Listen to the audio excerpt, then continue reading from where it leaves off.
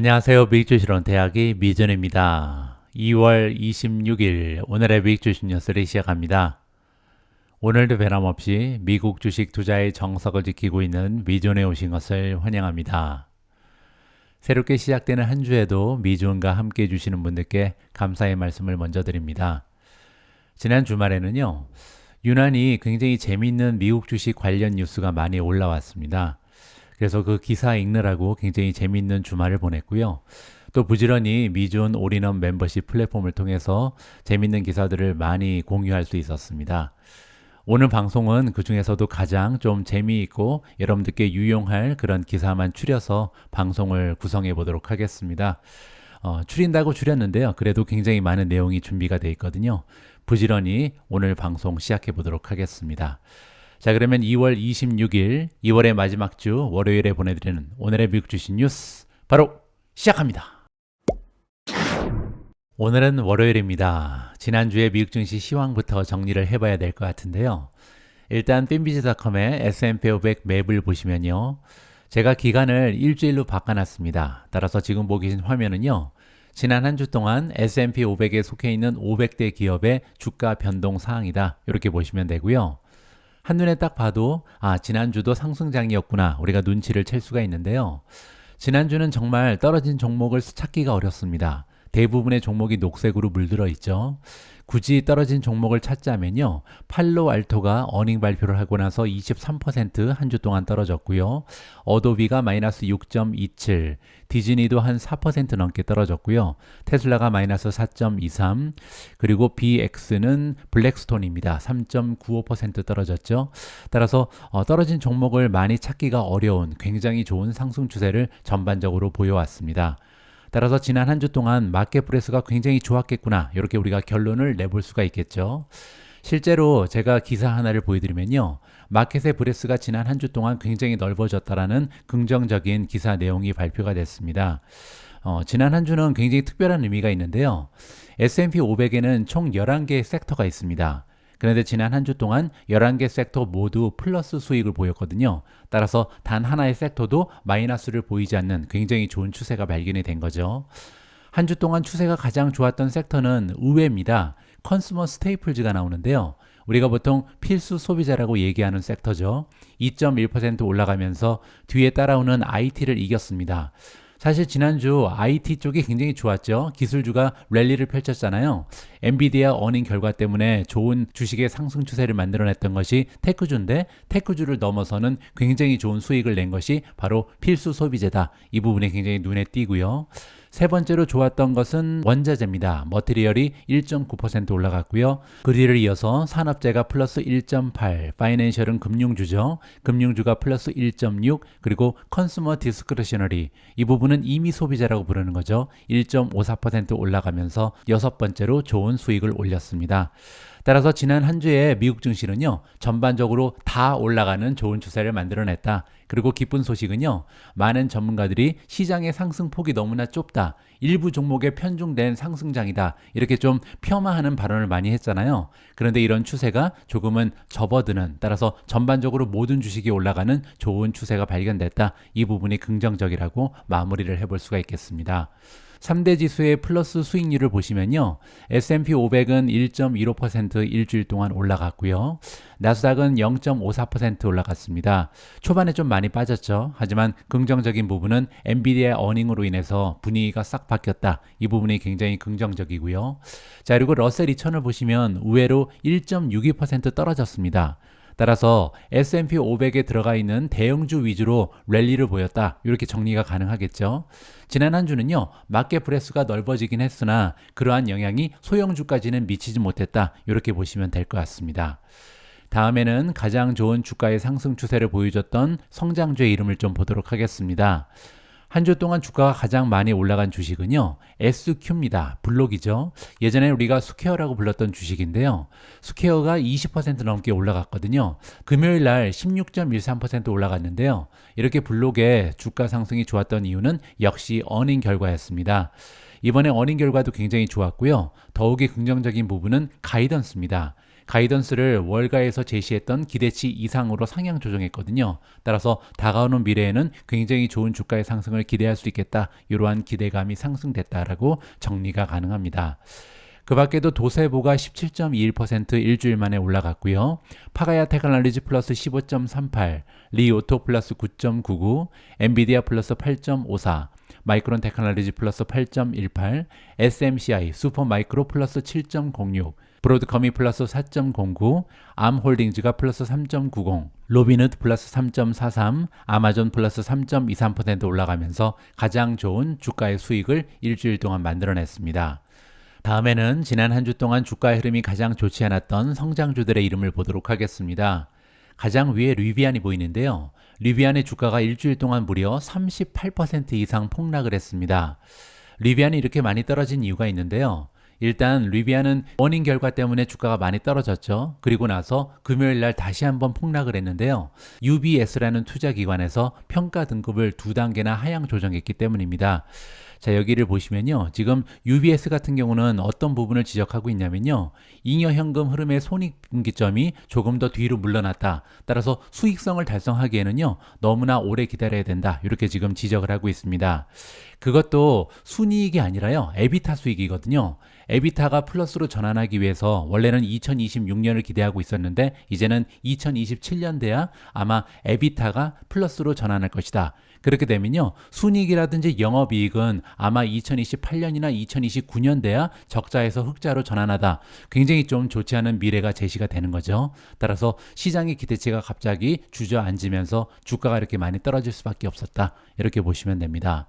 두 번째로 주가의 흐름이 좋지 않았던 종목은 텔라덕이고요. 31% 이상 폭락을 했습니다.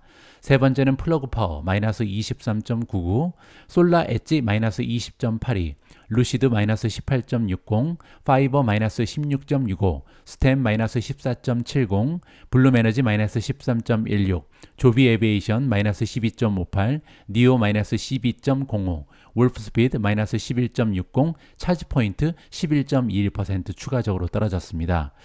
제가 최근에 방송을 통해서 투자 결정을 할 때 모멘텀에 가장 많은 초점을 맞춰야 된다 이런 말씀을 많이 드리고 있는데요.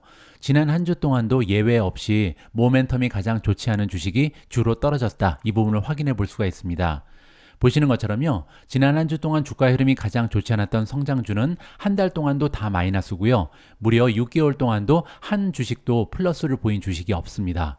따라서 지금 현재 상승 추세가 계속 반복되는 미국 증시가 펼쳐지고 있는데도 불구하고 주가의 흐름이 좋지 않았던, 즉 모멘텀이 떨어지는 주식은요. 계속해서 하락하는 굉장히 좋지 않은 추세를 만들어내고 있는 거죠.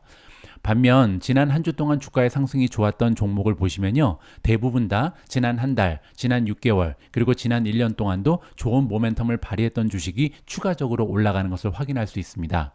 따라서 다시 한번 말씀드리면요. 떨어지는 종목을 사기 위해서는 바닥을 찍고요. 다시 올라가면서 무릎에서 사는 게 좋다. 이 말씀을 드리고 싶고요. 올라가는 종목을 팔 때는 머리를 찍고 머리에서 떨어져서 다시 어깨까지 떨어졌을 때 이때 매도해도 늦지 않다. 이런 말씀을 드리고 싶습니다. 참고하시면 좋을 것 같습니다. 지금 보고 계신 화면은 미존 탑12에 속해 있는 12종목의 지난주 성적입니다. 5종목은 상승했는데요. 그 중에서도 엔비디아가 8.54% 일주일 만에 추가적으로 올라가면서 가장 좋은 수익률을 기록했습니다. 그래서 오늘은요. 첫 번째 기사로 엔비디아 관련된 뉴스를 준비했는데요. 엔비디아 기사를 요즘에 너무 많이 게시를 하다 보니까 그 중에는 엔비디아 얘기 좀 그만해라. 재미없다. 이렇게 말씀하시는 분들이 계시더라고요. 그럼에도 불구하고 제가 엔비디아 주식에 대한 컨텐츠를 계속해서 공유해드리는 이유를 잠깐 설명드리면 좋을 것 같습니다.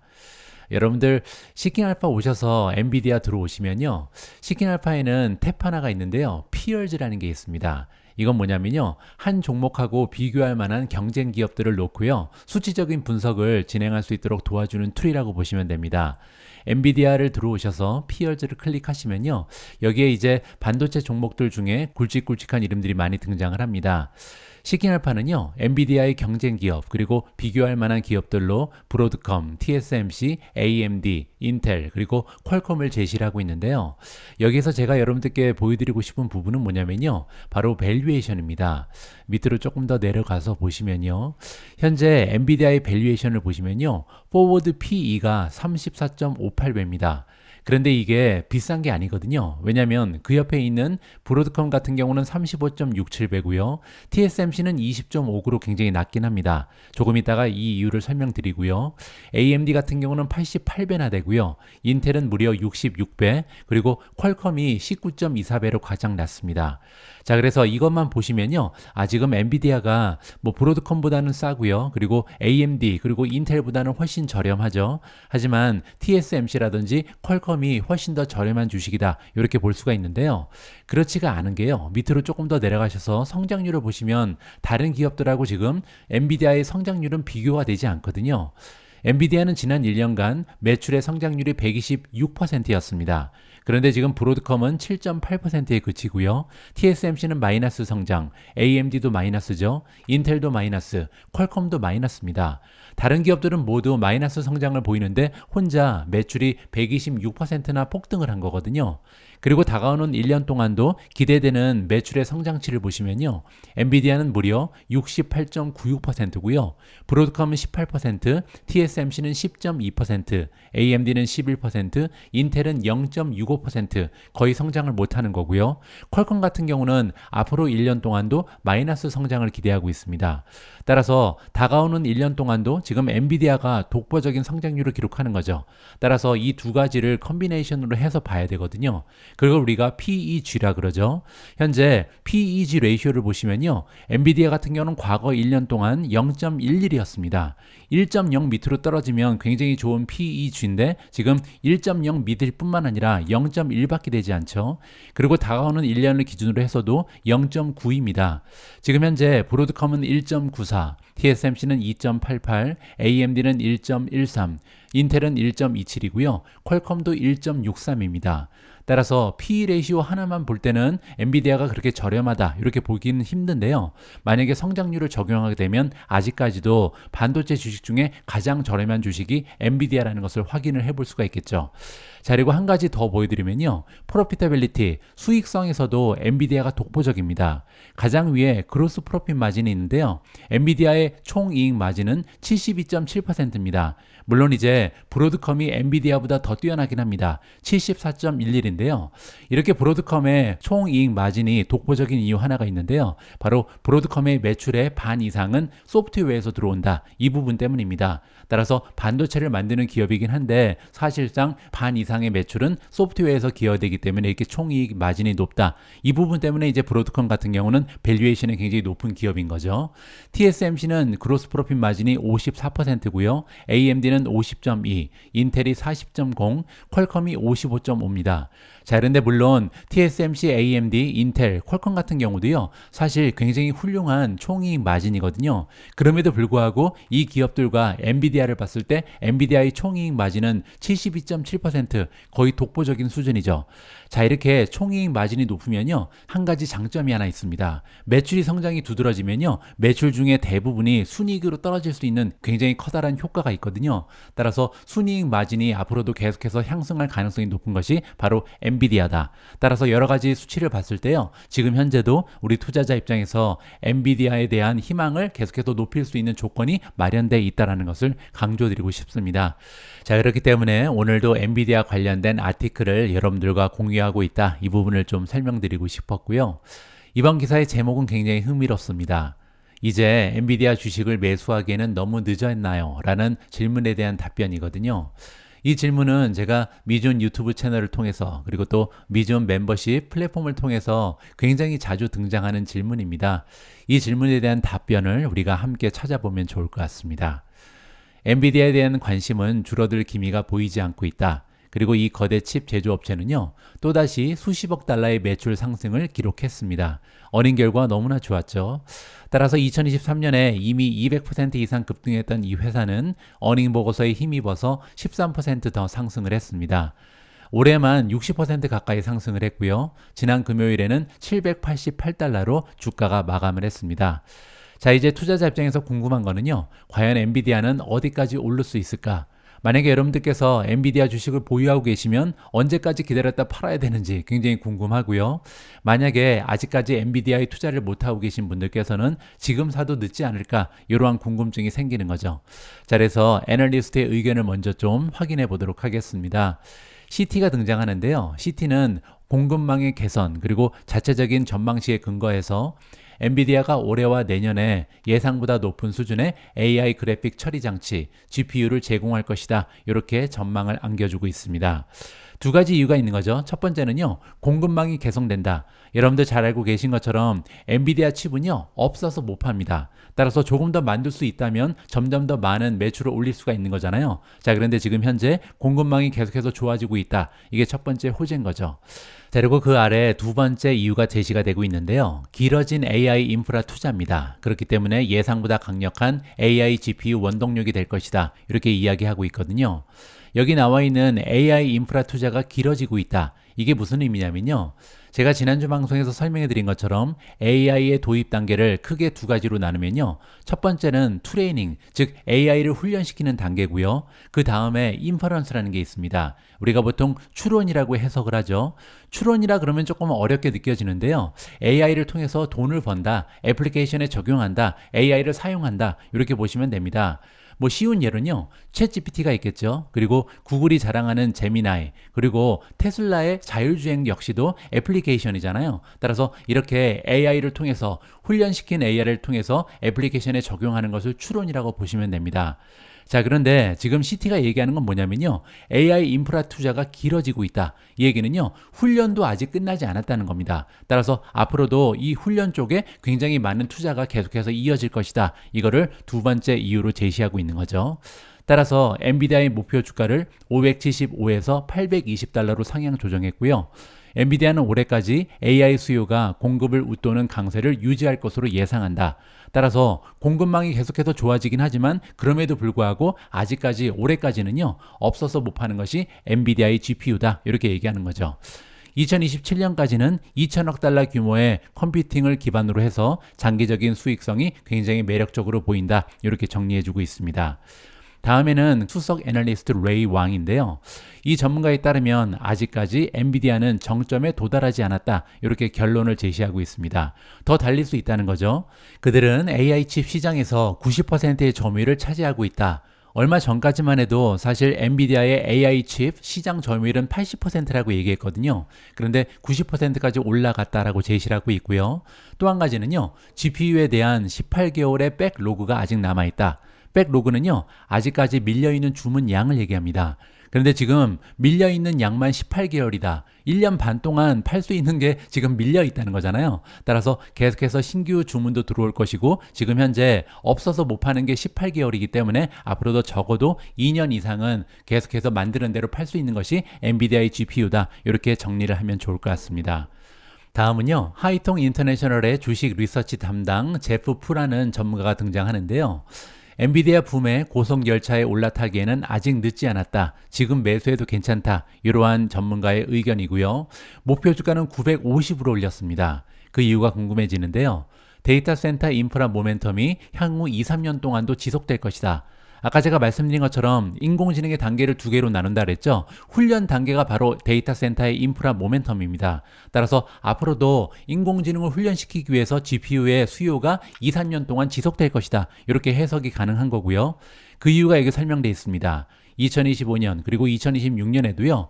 더 높은 GPU 수요를 예상하면서 애플을 비롯한 기업 고객의 강력한 수요를 주요 동인으로 꼽았습니다. 여태까지 인프라 쪽은요, 사실 몇몇 기업이 주도를 했습니다. 대표적인 게 우리가 보통 하이퍼스케일러라 부르는 구글, 아마존, 그리고 마이크로소프트잖아요. 거기에 이제 메타까지도 굉장히 GPU를 많이 산 것으로 유명하죠. 자, 이렇게 4개 기업이 너무나 많은 GPU를 필요로 하면서 지금 엔비디아의 가격, 그리고 엔비디아의 수요가 급등을 했거든요. 하지만 지금부터는요, 이러한 4개 기업뿐만 아니라 애플도 많은 GPU를 살 것이다. 그리고 애플뿐만 아니라 많은 기업들이 데이터 센터를 구축하기 위해서 계속해서 엔비디아의 GPU를 구매할 것이다. 이렇게 이해가 가능합니다. 다음은 TD 코엔이고요. 비슷한 얘기를 합니다. 애플이 향후에 몇 년간 강력한 데이터 센터 성장세를 유지할 것이다. 따라서 애플이 GPU를 많이 사는 것이 하나의 호재다. 이렇게 다시 한번 얘기를 하는 거고요. GPU는 데이터 센터에서 널리 사용되고 있으며 AI의 막대한 컴퓨팅 성능 요구 사항 때문에 계속해서 혜택을 받을 것이다. 자, 그리고 또 한 가지 중요한 얘기를 하는데요. 엔비디아도 데이터 센터 사업이 있거든요. 이 비즈니스도 계속해서 호황을 누릴 것이다. 좋은 매출을 이쪽에서도 만들 수 있다. 이렇게 얘기하고 있는 거죠. 자, 그래서 TD 코온의 의견을 정리해 보면요. 지금 현재 업계가 가속 컴퓨팅, 그리고 두 번째 제너러티브 AI로 전환하는 두 가지의 혁신적인 패러디엄 전환의 초기 단계에 와 있다. 두 가지가 한꺼번에 시작된다는 거죠. 첫 번째는 가속 컴퓨팅이고요. 이건 이제 우리가 보통 슈퍼컴퓨터라고 얘기하는 거죠. 점점 더 빨라지는 그런 컴퓨팅 시대에 도입하고 있고요. 두 번째는 제너러티브 AI가 이제 막 시작을 했다. 따라서 두 가지의 커다란 물결이 GPU의 수요를 계속해서 올릴 수 있다. 이렇게 보시면 될 것 같습니다. 자, 뱅크 오브 아메리카는요, 데이터 센터 매출이 굉장히 좀 견고한 성장을 보이고 있고요. 내년에 출시되는 제품이 2025년까지는 강력한 성장을 지원할 수 있다. 자, 이것도 굉장히 중요한 얘기죠. 엔비디아 같은 경우는요, 지금 현재 H100가 매출의 성장을 이끌고 있거든요. 자, 근데 중요한 것은요, 이제 B100도 나올 것이고요. 그 이후에도 계속해서 신제품이 등장을 합니다. 따라서 새로운 GPU가 계속해서 등장을 하면서 매출 성장을 받쳐줄 것이다. 이렇게 얘기하는 거고요. 따라서 엔비디아의 목표 주가를 $800에서 $925까지 추가적으로 올렸습니다. 자, 물론 반대의 목소리도 있습니다. 굉장히 걱정스러운 목소리인데요. DA 데이비슨의 상무이사 길 루리아가 나오는데요. 자, 이 전문가는 이렇게 얘기합니다. 데이터 센터의 기회가 크다는 점은 인정을 한다. 하지만 마이크로소프트, 아마존, 구글, 메타 같은 거대 기업이 지금 현재 AI를 중심으로 한 거대한 인프라를 구축하고 있지만 일단 구축이 완료된 이후에는요, 다시 그럴 필요가 없다. 이 부분이 가장 커다란 리스크다. 이렇게 정리가 가능합니다. 자, 이게 무슨 얘기냐면요. 다시 한번 말씀드리지만 인공지능은 두 단계가 있죠. 훈련 단계, 트레이닝이 있고요. 인퍼런스, 즉 추론이 있습니다. 자, 그런데 지금까지 과거 1년 넘게 엔비디아의 GPU가 너무나 많이 필요했고 잘 팔렸던 이유는요, 바로 훈련이 지금 굉장히 활발하게 이루어지고 있기 때문이죠. 엄청나게 많은 데이터를 가지고 인공지능을 훈련시켜야 되는데 데이터 센터의 용량이 부족한 거죠. 따라서 계속해서 데이터 센터의 용량을 놀리고 있습니다. 그리고 이제 아까 제시됐던 마이크로소프트, 아마존, 구글, 메타 같은 기업이 이를 주도하고 있다. 이렇게 보시면 되고요. 따라서 굉장히 맞는 얘기인데요. 두 가지 정도의 반박을 해볼 수가 있죠. 일단 첫 번째는요, 아까 기사에 등장했던 것처럼 지금 현재 백로그가, 따라서 지금 밀려있는 주문만 1년 반이잖아요. 따라서 계속해서 만드는 대로 팔리고 있고 밀린 주문이 1년 반이기 때문에 쉽게 이러한 수요가 잦아들기는 어려울 것이다. 이렇게 기대를 해볼 수가 있는 거고요. 또 한 가지는 뭐냐면 지난주 방송에서 제가 말씀드린 것처럼 지금 엔비디아는요, 데이터 센터, 즉 훈련뿐만 아니라 인퍼런스 쪽에도 진출을 하고 있잖아요. 따라서 추론 쪽에서도 엔비디아의 역할이 굉장히 커질 수 있다. 이 부분을 우리가 기억할 필요가 있을 것 같습니다. 자, 그리고 또 한 가지의 리스크를 제시하고 있는데요. 바로 경쟁입니다. 점점 더 경쟁이 치열해지고 있다. 아마존, 알파벳, 메타 같은 자체 칩을 보유하고 있는 기업들도 있고요. AMD 그리고 인텔을 지원하는 거대 기술 기업이 등장하고 있다. 따라서 다른 기업의 칩을 사고 있는 기업들이 있다는 거죠. 따라서 엔비디아를 대체할 자체 칩을 개발하는 등 경쟁이 치열해지고 있다. 이 부분을 우리가 기억할 필요가 있다. 이렇게 제시하고 있고요. 루리아는 엔비디아에 대해 중립 의견을 부여하고 있고요. 목표 주가는 410입니다. 그 얘기는요, 반토막이 날 것이다. 이렇게 지금 좋지 않은 전망을 제시하고 있는 거죠. 자, 일단 정리를 해보면요. 엔비디아를 다루는 애널리스트 중에 93%는 매수 의견을 주고 있고요. 평균 목표가는 850.97이다. 따라서 지금 현재 주가에서도 8.4% 추가적으로 달릴 수 있다. 이렇게 정리가 가능합니다. 자, 그런데 여기에서는요, 많은 수의 애널리스트가 참여를 하고 있지 않죠. 따라서 이 부분도 제가 시킹알파로 옮겨서 한번 그 수치를 다시 한번 보여드리도록 하겠습니다. 엔비디아 페이지 오셔서 레이팅을 클릭하시고요. 월스트리트 애널리스트 레이팅을 보시면 지금 현재 월가에서 엔비디아를 커버하고 있는 총 애널리스트의 수는요, 무려 55명입니다. 자, 55명 중에 지금 현재 39명이 강력 매수를 주장하고 있고요. 12명이 매수, 그리고 4명만 보유 의견을 주고 있습니다. 그리고 쉬운 5명 중에 매도 의견은 단 한 명도 없죠. 따라서 엄청나게 강세를 보이고 있다. 스트롱 바이를 받고 있다. 이렇게 정리가 가능하고요. 자, 그리고 또 한 가지 월가 전문가들의 엔비디아 전망은요. 오히려 최근 들어서 점점 더 좋아졌습니다.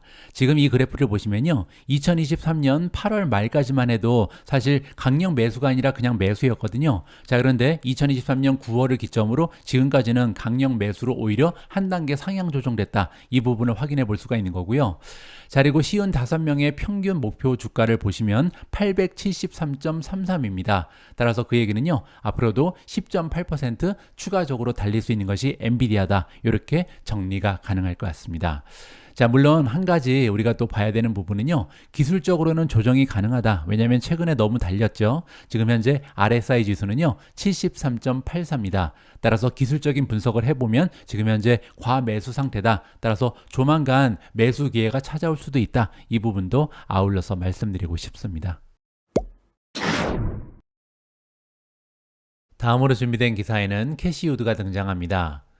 지난주 방송에서 제가 캐시우드는 인공지능 혁명을 가장 빠르고 어떻게 보면 정확하게 진단한 전문가 중에 한 명이다. 이런 말씀을 드렸잖아요. 하지만 안타까운 부분은 캐시우드는 정확하게 인공지능 혁명을 예측했음에도 불구하고 그 대장주인 엔비디아의 지분을 많이 줄였습니다. 그러면서 지난 1년간 폭등한 엔비디아의 주가 상승을 그냥 바라볼 수밖에 없었다. 어떻게 보면 굉장히 슬픈 기사를 여러분들께 전달을 해드린 적이 있습니다. 자, 그런데 이번에는요, 엔비디아 뿐만 아니라 지난주 금요일 날 TSMC의 지분을 축소했다라는 소식이 전달되고 있거든요. 굉장히 아이러니합니다. 그냥 쉽게 생각해 보면요, 사실 AI의 최고 수혜주는 엔비디아다. 왜냐하면 GPU가 너무나 많이 필요하죠. 그리고 이러한 GPU를 만들기 위해서는요, TSMC가 필요합니다. 그리고 이제 TSMC의 장비를 제공하는 ASML, 이렇게 세 개 기업이 상식적으로 가장 커다란 수혜주거든요.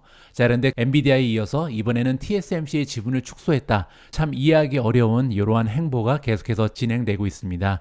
한번 읽어보시죠. 캐시우드는요, 2년 만에 처음으로 TSMC 주식을 매각했고요. 이 반도체 파운드리 업체의 주요 고객인 엔비디아에 대한 노출을 추가적으로 줄이려는 움직임으로 간주될 수 있다라고 합니다. 블룸버그가 집계한 자료에 따르면요. 아크 인베스트가 운영하고 있는 여러 가지 ETF 중에 아크 오토노머스 테크놀로지 앤 로보틱스 ETF가 있습니다. 티커네임은 ARKQ죠. 자, 그런데 이 ARKQ에서 금요일 날 TSMC의 주식을요. 2021년 말 이후 처음으로 팔아버렸습니다. 8,599주의 TSMC ADR 주식을 매각했다라는 소식이고요. 그뿐만이 아니라 금요일 날 엔비디아를 추가적으로 정리했습니다. 2,362주의 엔비디아 주식을 매도했다라고 전달이 되고 있고요.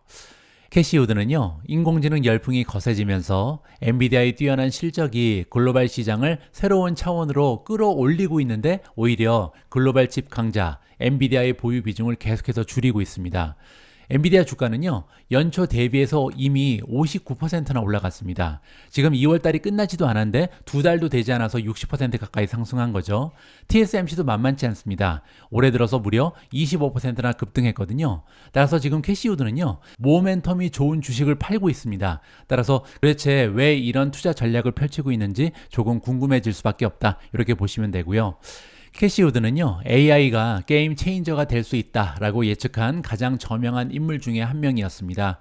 그럼에도 불구하고 그녀는 작년 내내 엔비디아 주식을 매각했고요. UiPath라든지 트윌리오 같이 잘 알려지지 않은 소프트웨어 회사의 성장 가능성에 베팅을 하고 있다. 물론 이제 UiPath, 트윌리오도요, 분명 AI 수혜주인 것은 확실합니다. 하지만 안타까운 것은 TSMC 그리고 이 엔비디아 같은 주식을 왜 포기하는지 이 점을 조금 의아하게 생각할 수밖에 없다. 이렇게 정리가 가능하겠죠. 자, 그리고 굉장히 흥미진진한 부분을 하나 보여드릴 텐데요.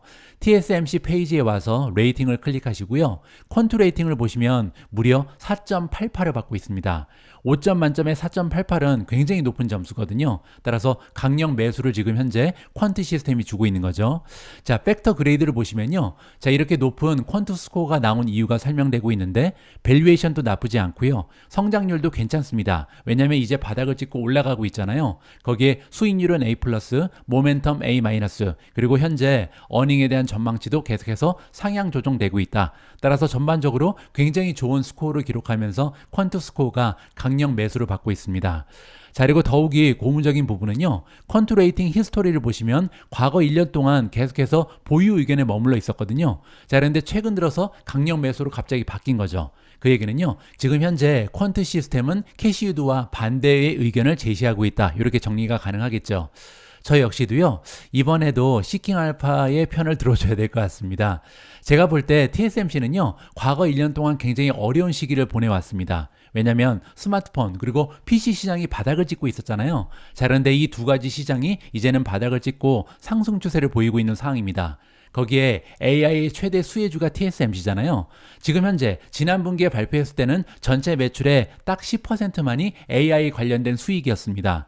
그런데 이 비중이 10%에서 15%, 20%까지 계속 올라갈 가능성이 있고요. 더욱이 방금 전에 말씀드린 것처럼 순환적인 사이클을 봤을 때도 PC라든지 이 스마트폰이 점점 더 좋은 매출의 향상을 보일 수 있는 그런 기로에 서 있거든요. 따라서 여러 가지를 고려했을 때 TSMC는 팔아야 되는 주식이 아니라 사야 되는 주식이다. 이것이 저의 개인적인 판단입니다. 다음으로 준비된 기사도 흥미진진합니다. 전설적인 투자자 워렌 버핏의 투자 종목 중에요, 지금 현재 월가가 가장 긍정적으로 평가하는 주식의 이름을 살펴볼 수 있을 것 같습니다. 2024년 현재까지 증시는 상승세를 보이고 있지만 전설적인 투자자 워렌 버핏의 포트폴리오를 보면요, 특정 종목의 경우 더 많은 상승 여력이 남아 있다라고 합니다. 자, 무슨 얘기냐면요, 아래표에 포함된 버크셔 해서웨이 보유 주식들은요, 모두 나스닥 그리고 뉴욕 증시에 거래가 되고 있는 상장 종목이다. 이렇게 보시면 되고요. 최소 10명 이상의 애널리스트가 커버를 하고 있고요. 그리고 한 가지 조건은요, 커버하는 애널리스트 중에 50% 이상이 매수 등급을 준 이러한 기준을 충족하는 종목이라고 보시면 됩니다. 가장 위를 보시면 아마존이 등장을 하는데요. 아마존 같은 경우는 커버를 하고 있는 애널리스트 중에 85%가 매수 의견을 주고 있고요. 상승 여력은 23.2%입니다. 두 번째는 T모바일이고요. T모바일 같은 경우는 75.9%의 애널리스트가 매수 의견을 제시하고 있고요. 현재 주가랑 목표 주가를 비교하면 13.2% 상승 여력이 남아 있습니다. 세 번째는 마스터카드죠. 72.5%의 매수 의견, 그리고 목표 주가까지는 10.7%가 남아 있고요. 다음은 비자고요. 비자 같은 경우는 커버하고 있는 전문가 중에 65%가 매수 의견을 제시하고 있고요. 상승 여력은 8.6%입니다. 쉐브론 같은 경우는 61.5%의 매수 의견, 그리고 목표 주가까지는 14.3% 추가적인 상승이 가능하고요. 누홀딩즈는 61.1%가 매수 의견을 주고 있습니다. 하지만 목표 주가까지는 2.9%만 남아 있고요. 코카콜라는 59.1%의 매수 의견, 그리고 목표 주가까지 8.3% 남았습니다. 다음은 스노우플레이크고요. 스노우플레이크 같은 경우는 52.3%의 매수 의견을 확보하고 있고요. 목표 주가까지는 5.5% 상승 여력이 남아 있습니다. 마지막으로 레나 코퍼레이션은 52.2%, 5.9%가 제시되고 있고요. 자, 이렇게 월가가 선호하는 워렌 버핏의 투자 종목 리스크를 살펴봤는데요. 이번에는 지난주에 발표된 13F 파일을 기준으로 했을 때 지금 현재 워렌 버핏이 투자하고 있는 탑 25를 한번 정리해 보면 좋을 것 같습니다. 2023년 12월 31일 기준이다. 이렇게 보시면 되고요. 1위 종목은 여러분들 잘 알고 계신 것처럼 아직까지 애플입니다. 애플 같은 경우는 전체 투자 자금의 반이 지금 들어가 있다. 이렇게 보시면 되고요. 한 가지 흥미진진한 부분은요, 지난 분기에 워렌 버핏이 애플의 지분을 정리했습니다. 1,000만 주 정도를 팔았는데요. 물론 전체 지분의 1%에 불과하긴 합니다. 하지만 그럼에도 불구하고 많은 변화가 없었던 포트폴리오에서 애플만 팔았다. 이 부분이 굉장히 흥미롭고요. 다음 분기에 과연 워렌 버핏이 추가적으로 애플을 팔았는지 이 부분도 많은 관심이 집중되고 있습니다. 자, 그 밖에 다른 부분을 좀 보시면요. 에너지 종목 CVX가 쉐브론이잖아요. 쉐브론 같은 경우는 보유 비중을 14.37%나 증가시켰습니다. 따라서 굉장히 긍정적인 전망을 가지고 있다. 이렇게 보시면 되고요. 또 재밌는 부분을 살펴보면요. 아마존이 지금 16위에 랭크가 되어 있거든요. 전체 투자 자금의 0.44%를 아마존이 담당을 하고 있고요. 자, 그리고 스노우플레이크가 순위가 19위, 나쁘지 않습니다. 따라서 많은 투자 자금을 스노우플레이크에 베팅을 하고 있다. 이렇게 보시면 되고요. 그 밖에도 관심을 가질 만한 부분은 이 누홀딩즈가 0.25%의 투자 자금을 가지고 있고요. 23위에 랭크가 되어 있습니다. 그리고 아까 등장했던 T모바일이 24위에 랭킹이 되어 있는 것을 확인해 볼 수가 있었습니다. 다음으로 준비된 기사도 재밌습니다. 짐 크레이머, 여러분들 잘 아시는 CNBC의 쇼 호스트인데요. 짐 크레이머가 엔비디아의 젠슨 황이 일론 머스크보다 더 대단한 선구자다라는 얘기를 했습니다. 어떤 얘기인지 한번 들어보시죠. CNBC의 짐 크레이머는요, 선도적인 인공지능 칩 제조업체인 엔비디아의 공동 창립자 그리고 CEO인 젠슨 황이요, 억만장자 사업자인 일론 머스크보다 더 커다란 비전가다, 이렇게 자기의 생각을 밝혔습니다. 물론 이제 개인적인 평가죠. 크레이머는요, 머스크에 대해서 이렇게 얘기했습니다. 다음 단계의 미래를 내다볼 수 있는 능력을 가지고 있다. 자, 그런데 젠슨 왕은요, 세상이 돌아가는 방식에 대한 전체 패러다임을 바꾸는 기술을 생각하고 있다. 따라서 그 얘기는 차원이 조금 다르다. 이렇게 지금 얘기하고 있는 거죠. 크레이머 자선 신탁에 나옵니다. 짐 크레이머가 자기 이름을 걸고 운영하는 체리티 펀드라고 보시면 되고요. 이 펀드에서는요, 오랫동안 엔비디아의 투자를 진행해 왔다라고 합니다. 그뿐만이 아니고요. 크레이머는 수년 동안 황의 탁월함을 지지해 왔고요. 심지어는 반려견 이름도 엔비디아로 바꿨습니다. 따라서 여기서 우리가 확인해 볼 수 있는 부분은 짐 크레이머는 원래 엔비디아 빠구나, 이렇게 얘기할 수가 있는 거죠. 자, 이렇게 얘기합니다. 젠슨은요, 혼자서 산업혁명을 일으키고 있다. 그리고 머스크는 혼자서 무언가를 움직이는 방법을 창조해내고 있다. 물론 의심할 여지 없이 둘 다 훌륭한 일이지만 직조기를 만들고 기차를 만들고 증기선을 만드는 산업혁명을 직접 창조하는 사람이 얼마나 많을 수 있을까? 이렇게 지금 어떻게 보면 젠슨 황이 한 단계 위다, 이렇게 개인적인 의견을 제시하고 있는 거죠. 물론 이 기사의 내용은 논쟁의 여지가 있습니다. 개인이 바라보는 시각에 따라서 일론 머스크가 더 낫다, 이렇게 생각하는 분들도 계실 거고요. 아니면 젠슨 황이 더 위대한 창조가다, 이렇게 볼 수도 있는 거겠죠. 하지만 그건 중요한 게 아닌 것 같습니다. 제가 볼 때는요, 하나 우리가 얻을 수 있는 교훈은요, 기업을 선택할 때, 우리가 투자하는 투자 종목을 선택할 때 반드시 리더를 살펴볼 필요가 있다. 테슬라를 골랐건 엔비디아를 골랐건 여러분들의 투자는 성공할 확률이 굉장히 높아지는 거잖아요. 그 앞에는 이러한 기업을 이끌고 있는 창조적인 혁신가가 이끌고 있다, CEO가 있다. 이 부분을 다시 한번 우리가 확인해 볼 수가 있을 것 같습니다. 다음으로 준비된 기사는 슈퍼 마이크로 컴퓨터 관련된 소식입니다. 지난주 초 방송에서 제가 슈퍼 마이크로 컴퓨터가 전환사채 발행을 예정하고 있다, 이러한 소식을 전달드린 적이 있는데요. 전환사채를 발행한다는 것은 악재가 분명합니다. 왜냐면요, 가까운 미래에 이 전환사채가, 즉 이 회사채가 주식으로 전환될 가능성이 높죠. 그렇게 되면요, 발행 주식의 수가 급격하게 늘어날 수가 있고요. 그렇게 되면 우리가 흔히 얘기하는 희석 효과가 발생될 수 있습니다. 따라서 어떻게 보면 자사주 매입의 반대 개념이다, 이렇게 보시면 되거든요. 자, 그런데 이번 경우에는요, 악재가 아니라 호재로도 판단이 가능하다, 이러한 애매한 기사가 준비되어 있습니다. 어떤 내용인지 한번 확인을 해 보시죠. 슈퍼 마이크로 컴퓨터는 올해 가장 인기 있는 주식 중에 하나였죠. 그리고 AI 애플리케이션에 사용되는 하이엔드 서버 제조업체이기 때문에 이러한 지위를 활용을 해서 초저금리로 대출을 받았다라고 나와 있습니다. 2022년 이후 미국 기업으로는 처음으로요, 지로 쿠폰 전환사채를 발행했습니다. 지로 쿠폰은 뭐냐면요, 이자율이 빵이란 얘기입니다. 따라서 이자를 받지 못한다는 거죠. 돈을 꿔주는데 이자가 없다, 이렇게 이해하시면 될 것 같고요. 만기는 2029년입니다. 5년 정도가 지나면 만기가 되고요. 15억 달러의 전환사채 가격을 책정했습니다. 말씀드린 것처럼 이 증권의 이자율은 0%고요. 그리고 더욱 재미있는 부분은요, 전환 프리미엄이 무려 37.5%입니다. 따라서 주식 가격보다 37.5%를 추가적으로 줘야 살 수 있는 그런 가격이었다, 이렇게 이해가 가능한 거죠. 자, 뱅크 오브 아메리카 증권의 전환사채 애널리스트 마이클 영워스에 따르면요, 올해 발행된 전환사채의 평균 수익률은요, 보통 3% 정도 됐다고 합니다. 따라서 다른 사채는요, 다 3%의 이자를 받을 수 있다는 거죠. 자, 그런데 슈퍼 마이크로 컴퓨터는 내가 돈을 빌려줘도 이자를 주지 않는다, 이렇게 이해하시면 되고요. 자, 물론 전환사채 금리가 0%까지 떨어진 것은요, 과거에도 많이 있었던 일이긴 합니다. 2021년만 해도 그런 사채가 굉장히 많았다. 근데요, 한 가지 차이점이 있죠. 그때는요, 국채 10년물의 수익률이 2% 되지 않았고요. 단기 금리는 제로에 가까웠습니다. 따라서 국가에서 발행하는 국채를 사도 이자가 굉장히 낮았던 거죠. 따라서 전환사채 금리도 0%가 될 수 있었던 조건이 마련이 됐었는데요. 지금은 상황이 많이 다르죠. 왜냐면 지금은요, 국채에 투자라면 금리가 4%가 넘잖아요. 따라서 이러한 4%, 5% 이렇게 높은 수익을 포기하고 0%에 투자한다, 이렇게 보시면 될 것 같습니다.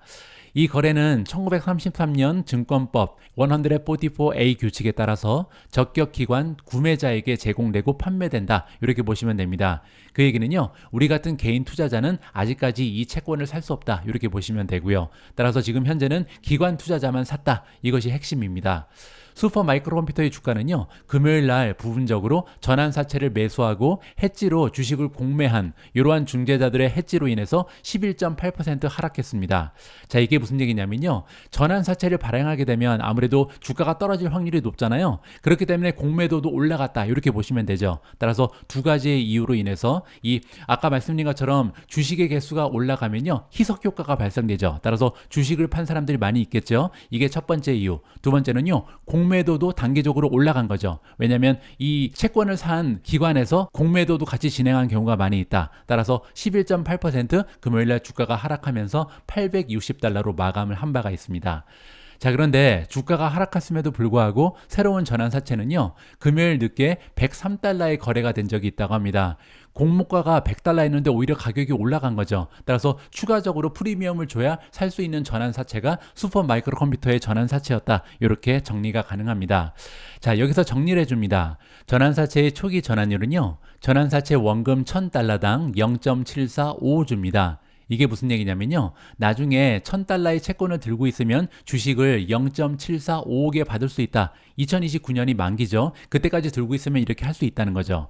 자, 그런데 문제는요, 금요일날 주가가 하락하면서 전환 프리미엄이 더욱 확대됐습니다. 금요일 종가에 60%를 기록했거든요. 그 얘기는 채권 가격이 주식의 가격보다 60%가 더 비싸다는 거죠. 쉽게 얘기하면요, 645달러의 가치밖에 없는 SMCI 주식을요, 무려 1000달러에 사는 셈이다. 이렇게 정리가 가능하겠죠. 자, 그러면 굉장히 궁금해지잖아요. 도대체 이 기관들, 우리 지금 개인 투자자는 살 수 없는 채권이잖아요. 도대체 이 전환 사채를 왜 사는가? 1000달러의 가치가 있는 게 아니라 645달러의 가치가 있는데 이걸 왜 사나? 이렇게 질문할 수가 있는데요. 한 가지 이유가 있겠죠. 물론 원금 손실의 우려가 없습니다. 채권이기 때문에 나중에 이걸 그대로 들고 있으면요, 원금은 보존이 되잖아요. 물론 이자도 얻긴 합니다. 자, 그럼에도 불구하고 645달러 가치의 주식을 1000달러에 산다는 얘기는요, 그만큼 이거를 매수한 기관 입장에서는요, SMCI 주가가 많이 올라갈 수 있다. 이렇게 기대를 하는 거죠. 자, 여기 정리가 나옵니다. 이 전환사채를 매수한 기관 입장에서는요, SMCI 주가가 1341달러 이상으로 올라가야 그때부터 이윤을 내기 시작합니다. 따라서 이거보다는 훨씬 더 올라가 있을 것이다. 나중에 2029년이 되면요, 1341보다는 훨씬 높은 주가를 형성할 수 있다. 이렇게 믿고 있다는 거죠. 거래 규모가 컸음에도 불구하고 몇 배의 초과 청약이 이루어졌다고 합니다. 인기가 너무나 많았다는 거죠. 자, 이 거래는요, 약 6%의 수익을 낼 수 있는 일반 채권 거래에 비해서 슈퍼마이크로에게 사실상 무료 자금에 해당하는 금액이다. 이 얘기는요, 슈퍼마이크로 컴퓨터 입장에서는 돈을 그냥 빌린 거예요. 왜냐하면 이자가 빵이었잖아요. 따라서 어떠한 비용도 없이 그냥 거액을 빌릴 수 있는 그런 위치에 있었다. 따라서 슈퍼마이크로 컴퓨터는요, 지금 전체 기관 입장에서는 굉장히 유망한 종목으로 취급이 되고 있다. 이렇게 정리가 가능할 것 같습니다. 오늘 마지막으로 준비된 기사는 테슬라 관련된 소식이고요. 테슬라가 추진하고 있는 멕시코 공장에 대한 업데이트라고 보시면 됩니다. 사무엘 가르시아 누에온 레온 주지사가 나오는데요. 이 주지사가 테슬라에게 멕시코주에 계획 중인 공장의 착공을 곧 발표해달라 이렇게 요청을 했다라고 합니다. 가르시아 주지사는요, 토요일 날 테슬라가 공장을 건설할 예정인 산타 카타리나 주의 라후아 스테카 생태공원 지역에서 열린 레크레이션 프로젝트 출범식에 참석을 했고요. 여기에서 이제 늦어도 3월 달에 와서 착공에 대해 발표해달라 이렇게 테슬라에 요청했다고 밝혔습니다. 그리고 테슬라는 이러한 요청을 거절하지 않았다. 따라서 긍정적이다 이렇게 얘기를 하는 거죠. 조만간 한 달 내에 테슬라가 오기를 바라고 있다. 이렇게 정리가 가능하고요. 테슬라의 저가형 차세대 자동차를 생산할 예정이었던 누에보 레온의 공장 건설은요, 일론 머스크의 세계 경제에 대한 우려로 지연이 되고 있다고 합니다. 물론 허가 지연도 있었고요. 인프라 부족 등 다른 문제도 이 과정을 어렵게 만들었다. 이렇게 이해가 가능하고요. 테슬라는 이 기가 팩토리에 1억 5,300만 달러의 지방정부 인센티브를 지원받을 계획이고요. 더 저렴한 차세대 전기차를 여기에서 만든다. 이렇게 이해가 가능합니다. 하지만 머스크는 지난 10월에 이런 얘기를 했습니다. 높은 이자율 때문에 이 시설에 완전히 전념할 준비가 되지 않았다. 따라서 새로운 공장이 제때 준비되지 않을 가능성이 높기 때문에 멕시코 공장 이전에 텍사스 공장에서 차세대 보급형 차량을 생산할 것이다. 이렇게 언급한 적이 있습니다. 제 생각에는요, 조금 멕시코 공장의 착공은 늦어질 수도 있다라고 판단이 됩니다. 지금 현재 경쟁 기업들이 전기차 생산에서 물러나고 있잖아요. 따라서 경쟁은 가면 갈수록 가속화되지는 않는 상황입니다. 따라서 테슬라 입장에서도요, 서두를 이유가 없겠죠. 지금 현재 생산 능력이 굉장히 많이 발전된 상황이기 때문에 일단은요, 생산력 증대보다는 어떻게 보면 마진을 확대하는 데 조금 더 관심을 가지고 운영할 가능성이 높다, 개인적으로 판단합니다. 자, 어쨌든 저가형 자동차가 정말 중요합니다. 하루빨리 멕시코 공장이 아니라 텍사스 공장에서라도 생산이 개시됐으면 좋겠다라는 바람을 가지고 있습니다. 2월 26일 오늘의 빅 주식 뉴스는 여기까지입니다. 오늘 방송도 함께 해주셔서 감사합니다. 이제 2월 달도 서서히 마무리 단계에 이르고 있는데요. 여러분들 계획하셨던 부분 다 마무리 잘 하시고요. 다가오는 3월에 대한 계획도 슬슬 짜시면 좋을 것 같습니다. 저는 내일 여러분들 투자에 도움될 수 있는 다양한 정보 모아서 다시 찾아뵙겠습니다. 우리 모두가 미국 주식 투자로 은퇴하는 그날까지 다 함께 화이팅입니다. 행복한 하루 되세요. 감사합니다.